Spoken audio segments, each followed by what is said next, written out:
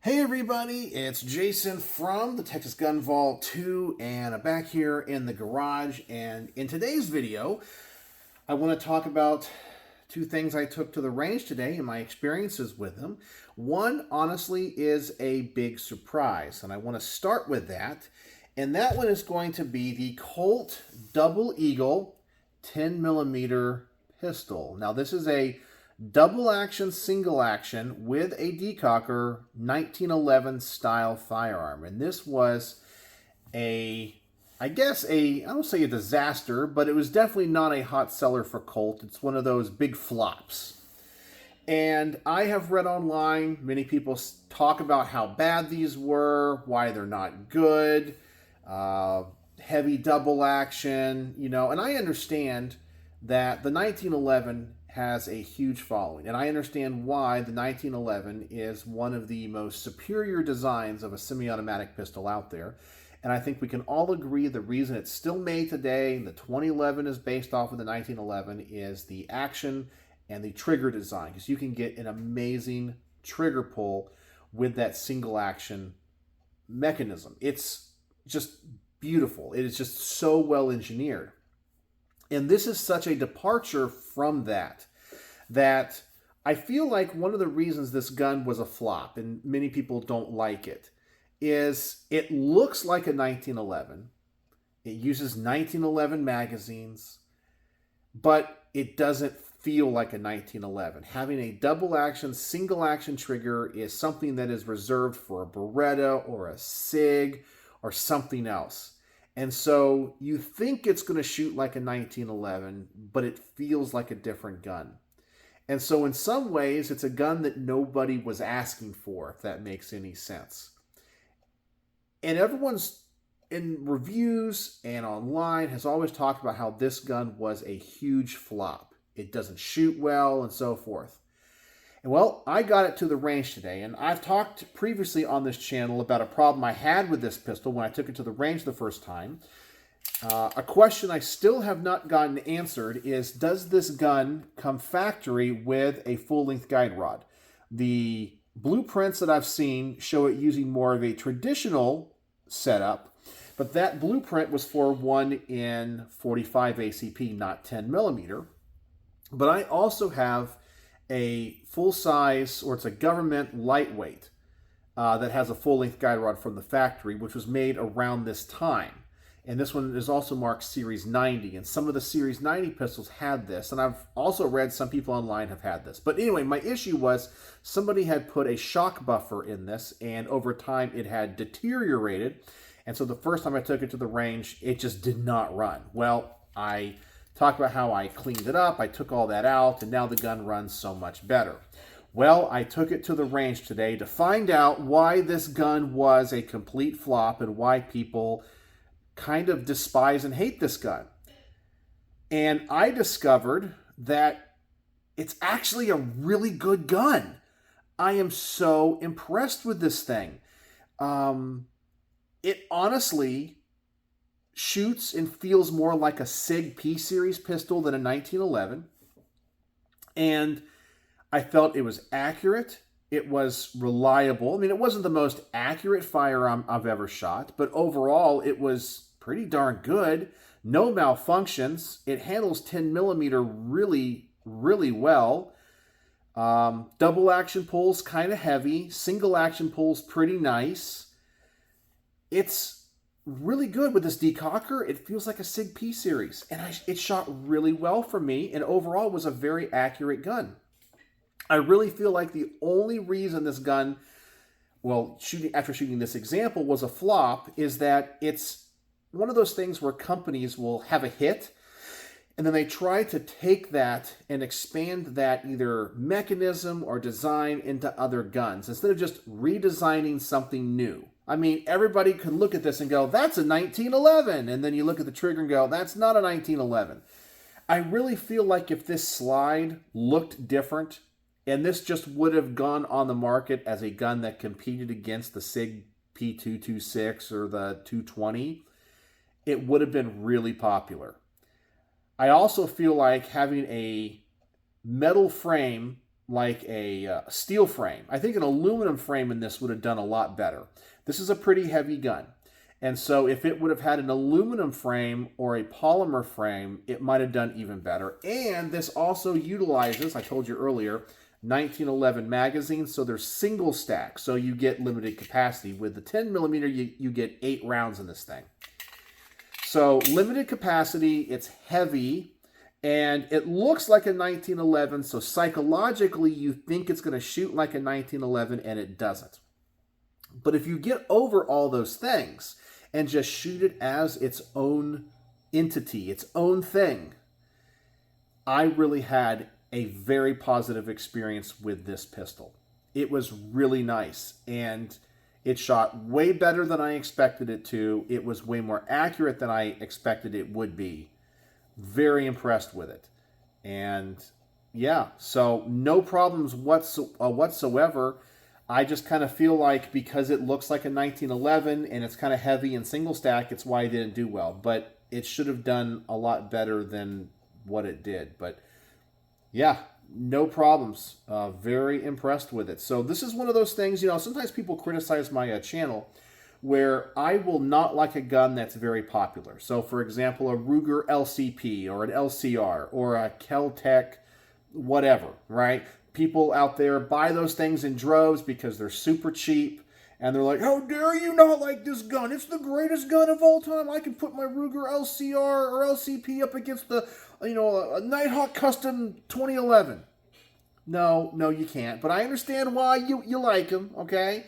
They're cheap, and, you know, it's what it is. But this is one of those that everybody says sucks that I really, really like. So the Colt Double Eagle is going to get a very positive review. As I said, it's not the most accurate gun I've ever shot. I don't know. It was just really good. My experience with it was really positive. So that's what happened with this thing today. The other thing I did is I did go to the longer distance range at my indoor range, so only out to 100 yards, and I did review this Discovery optic, the scope, and I was also impressed with it. It's pretty nice. I'll tell you some of the issues. I'll kind of spoil it for you. I guess on the positive side, the glass is very clear. It has up to 30 times magnification, so it goes between 5 to 30. It works. The reticle, the illuminated reticle works great. It has very forgiving eye relief. All of the focus adjustments were great. The adjustments on the turrets, I was able to dial it in. I start off at 25, then go to 50, then 75, then 100 yards. And I know people are already going to say, oh, you sighted that in, and first shots are at 25 yards. That's not a real review. You're stupid. I'm like, well, you know, when the scope is completely unzeroed, like, if I put the target out at 100 yards and the scope is unzeroed, I mean, I could be so far off, I will never know because it's off the paper. So I start at 25 yards just to make sure that I'm on paper. So therefore, I know the scope is kind of close to where the rounds are going. Therefore, as I move the paper out, I'm going to be more accurate and be able to zero it in at 100 yards a lot quicker, if that makes any sense. You know, every time I review these optics, they're like, oh, you only went out to 25 yards at first. And I guess they turn the video off, you know, because they're morons, because they can't watch the whole review and assume it's only me at 25 yards.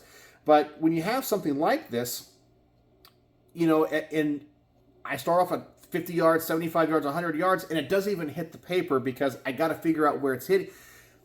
I got to start off something close so I can figure that out. But anyway, sorry, I'll take my rant hat off. But overall, it was really, really positive. Some things that I did want to look out for, and people had said to let them know about it. In the peripheral, especially at the higher magnifications towards the edges of your field of view, it does get a little bit distorted and unfocused. I would say that the center part at very high magnification at 25 and 30 times you can get it really dialed in and very focused, but around the peripheral, it does get unfocused a lot. Okay, maybe I shouldn't say a lot, but it's enough to notice. But as long as you're focused on just the target, you're fine. The reticle is very crisp and clear, and there's so many not adjustments, but you can see all of the little tick marks on and all that. It's almost too small for my eyes. It's too complex of a reticle, especially in the lower light situations. But on the peripheral, you get the distortion a little bit, but everything in the center is clear. So that's just something to take into account. I know based off of the budget of this, what is it right now? I forgot. This is like a $400, $500 scope. And I really feel like they're trying to compete with a Night Force scope at $3,000. Of course, the Night Force scope is going to be so much better, okay? It's just going to be. But for this price point and what you get, it's pretty darn good if you don't care about some of those smaller things. But if you're just trying to do target shooting, it works good. Now, when I showed the footage from the range, the one thing that I will note about this, that people are going to say I don't shoot it as well. I'm pretty good. I would have to say at 100 yards, I probably got the group about this big, okay? I really wanted to dial it in more, and I've done better at the range with different guns. But this AR, which is a NS-15 from North Star Arms, which I don't even think that they make guns anymore. This gun is not a target rifle. It's kind of like a standard 16-inch carbine. So I'm not going to get, sub-MOA accuracy with it just as it is. And I was using Federal Bulk 5.56 ammo. So I was at the whim of however it was loaded. I was not using like Hornady, match ammo. So it's not going to be super duper consistent. So using Federal Bulk ammo out of kind of a mid-tier AR, but not designed for accuracy, designed for, CQB is what I think it kind of is, like a standard AR. But it was pretty good. I mean, as I said, at 100 yards, after I got everything dialed in, we're looking at a group probably about this big. And so for that type of accuracy, for me, using this, that's practical accuracy. I'm sure if this thing was attached to, let's just say a Knight's Armament or an LMT, AR-10 style, it's going to work fine. It's going to work great, and it's going to give you the accuracy you need. The mount stayed solid. Yeah, I was able to really, really get this thing dialed in and focused. I was really impressed with it. It's a very, very nice scope. And somebody said in the last video that Discovery Opt is made in the same factory as, oh geez, I forgot the other company, but another company that people know. So it works. So I'm impressed with it. It might not be the greatest scope review of all time. It might not be the greatest scope of all time. I'm not an optics, specialist. But for me, I was impressed with it. It worked well. It did what it was supposed to do. It exceeded my expectations. And I think you get a lot of scope for what they're asking for it. So anyway, that's what I did at the range today. Overall, I'm happy with the performance of everything. So yeah, but this Colt Double Eagle is a really nice gun. And I kind of feel like if Colt would have made, I think I know how to make this gun a real winner, okay?